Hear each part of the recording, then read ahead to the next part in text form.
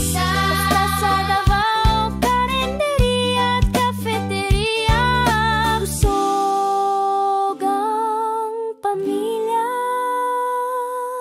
masaya ang kwentuhan, sabayan ng kantahan.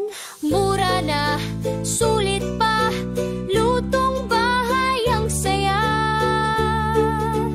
Puso ng bayan, Davao Karinderya at Cafeteria.